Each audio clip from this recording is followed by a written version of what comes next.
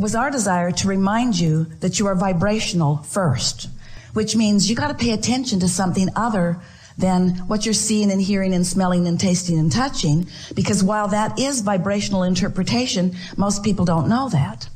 So it was necessary to help you to understand that you are emitting a vibrational signal in order to help you to understand that your signal that you are emitting is being answered all the time, and that's what equals your life experience, period.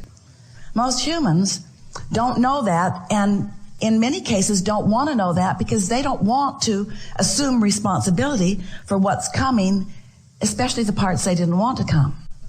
Abraham, I'm sure I'm not the creator of my own reality. I would not have created that. And we say, we didn't say you did it on purpose, but you did do it. You did do it. Sounds a little blameful, doesn't it? You did do it. But when you realize that you have creative control of your experience because you have vibrational control of your experience, because you have focused control of your experience, because you have the ability to focus, then you say, all right. But then when it's hard, you say, not all right. This shouldn't be this hard. This shouldn't be this hard. And then you say something, which is the last thing we ever want to hear from you. I'm not good at this. But you are good at it. You just don't know you're good at it. You just haven't practiced being good at it in the way that really gives you the clarity. And that's really what we're going to be talking about here today. If you've been following us for a while, you've heard us say that you are the creator of your own reality. Blah, blah, blah. Enough of that. And that you live in a vibrational universe. Blah, blah, blah, blah, blah. Enough of that already. But you do, and you are. So, blah, blah, blah. So, here you are, the creator of your own reality. And life is constantly throwing things at you, isn't it? Well, it's not really like that. Life is happening around you, and you're observing, but it really isn't after you. It's not testing you. It's not challenging you. It's just being around you for you to observe. It's just this magnificent palette for you to play in. So life is happening around you, and you are participating in it through your observation, through your memory, through your awareness, through your conversation. You're participating in it. And as you are doing that, you are coming to lots of conclusions, many and every day, of what you want. Because life helps you to know what you don't want. You know what you don't want. You know what you do want. You know what you don't want. You know what you do want. It's just this wonderful variety or contrast that helps you to come to important personal conclusions. So these conclusions happen within you, and we've been calling that step one because the variety, the contrast that surrounds you causes you to ask for what you want, whether you use words or not. You just constantly keep coming to personal preferences. You were born like that. You've always been like that. You will never stop being like that. We want you to accept that you are like that. It's a good thing. Step one is a really, really good thing. You're asking constantly. It is the basis of the expansion of the universe. It's a wonderful thing. So you're asking, step one. Step two, not your work. That's where law of attraction and the source within you answers what you're asking for. When you emit a signal, the signal is answered. So ask, answer, ask, answer, ask, answer. But your discomfort is that there often appears to you to be quite a time gap between your asking and the universe answering. But there is not a time gap between the answer. There's just a time gap between you getting up to speed with the answer. You say, hey, Abraham, that can't be right because I want it. I'm paying attention. If it were there, I would know it. And we say, it comes in a vibrational form first. And you say, oh, so that's the catch. You're giving me something vibrational that I can't see or hear or smell or taste or touch. So you can say all day that when I ask, it is given. Write a book about it if you want, Abraham. You can say that all day, but to me it doesn't feel like it's being given. And we say that's because you're in a different frequency from what you're asking for. You have to line up with what you're asking for. In other words, when you want more money because you clearly do not have enough, when you feel frightened or bound or in trouble financially or just not satisfied, when you feel that way, you are that way.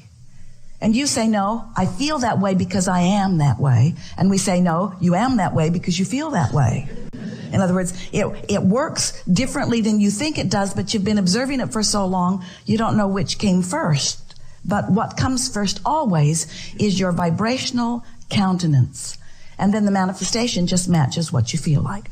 So if you want more money and you feel like you don't have enough money, you can ask all day, all day, all day, every day. You can write long lists of it. But if in your belly, if in your being, if you're feeling the fear or the absence of money, then you've got a vibration going that's different from the answer that you seek. You want more money, but your vibration says, I don't have enough. And the universe says, and law of attraction answers you with what you're feeling.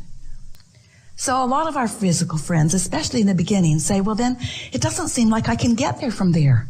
It doesn't seem like I can get to where I want to be from where I am.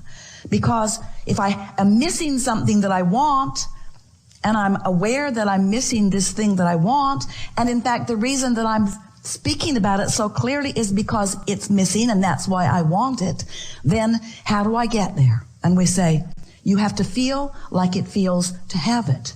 And you say, okay, then give it to me and I will. And we say, just try a little bit. Just try a little bit to not activate within yourself so often the vibration of what's missing, and focus yourself into activating the vibration of what you want. It is not as difficult as you think. So, step 1 is contrast causes you to ask. Step 2 is it is given vibrationally, so there is no gap really. Step 3 is you have to convince yourself there's no gap. That's the work. You got to feel it as if it is in order for it to be. And we know you balk at it, but many of you are practicing this and are finding it. Many of you are understanding the laws of the universe, and you're finding ways to focus yourself into feeling good without needing all of the evidence to be there first. Do you hear how important that is? If you don't need the evidence for what you want to be there first before you feel it, then you are able to accomplish the vibrational countenance of it before it is, which means now it must be. And Esther said, please, please, please, let's call it step 4. Please, please, please. Can't we call it step 4? We need another step. We need another step, Abraham. Please, please, let's call it step 4. And we say, all right, step 4. So you ask step 1. Source answers step 2. You allow it step 3. But now we've been talking to you for a while. You've been keeping up with us pretty good. And we're saying to you that if you don't try so hard, if you just accept that you are naturally good-feeling beings, and when you wake up in the morning, before you start thinking about the things that you've got to do that you don't want to do, before you start remembering the injustices of yesterday or 10 years ago, before you remember that you're going to that place today to work that you really don't want to be, before your kids get up, before any of those things happen that challenge your sense of well-being, if you can get hold of that sense of well-being and just sustain it for a little bit with really general thoughts, because if you get specific, it usually doesn't work as well. Get into an attitude of appreciation and milk it for just a little bit. Law of attraction will help you out. Because law of attraction says that that which is likened to itself is drawn.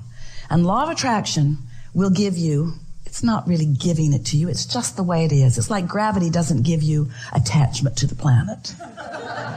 It just is. So law of attraction provides for you this consistent life experience. So, to make it very clear and blunt, we like blunt, you have 17 seconds to sustain this thought and move it into something even more powerful. 17 seconds, and another thought like it joins it. And there is power, manifestational power in that, crossing that 17-second mark that most people don't know about, or when they wake up, they would make very sure that they stay there for 17 seconds. So if you find a good feeling thought, or better said, if you wake up and don't introduce a not good feeling thought, because when you wake up, there's no thought. During that time of slumber, you have stopped the momentum of all thought.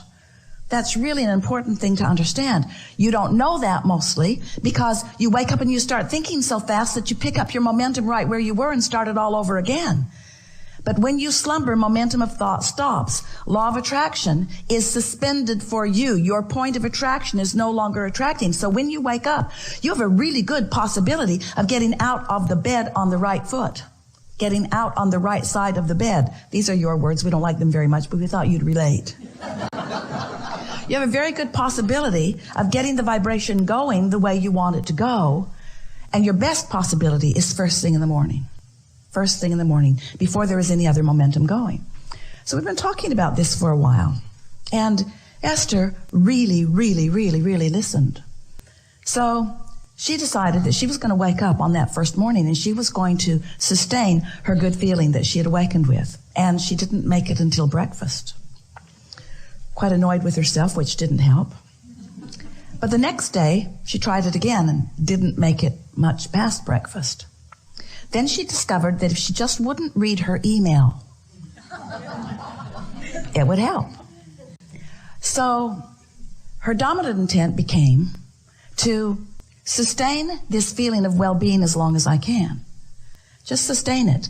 And what she began noticing about the second week and third week and fourth week of doing that was that not only was it easy to find and maintain that frequency of feeling good, but there were all kinds of other benefits that began coming to her that these words won't give to you. You have to do it and find it yourself because words don't teach. So we're just explaining to you what Esther experienced. She found a new clarity that was not within her before.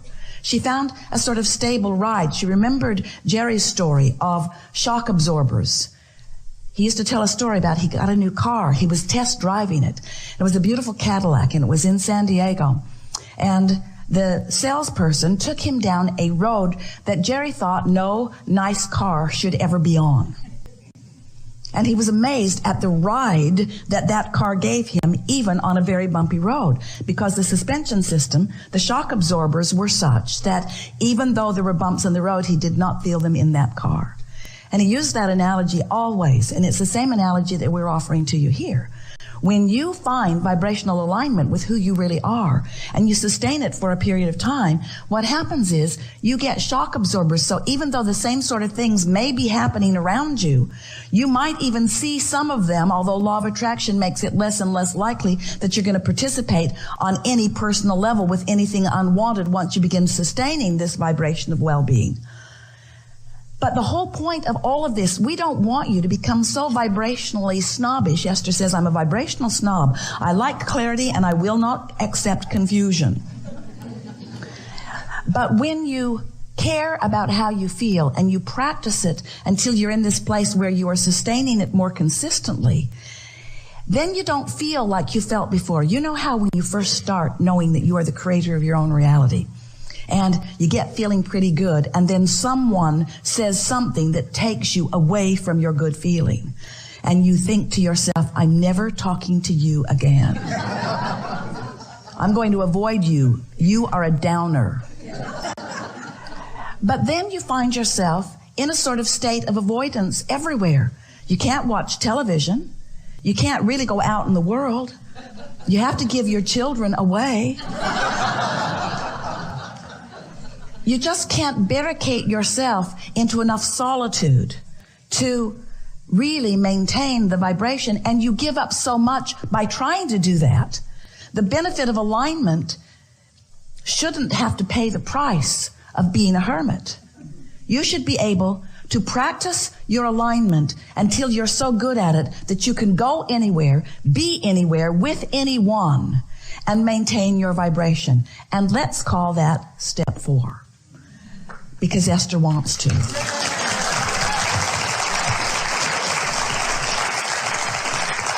So what it requires really is enough determination to focus first thing in the morning, and until you know that you've got it and you're able to maintain it, and then to simply watch what happens in your experience as a result of that newfound alignment and that newfound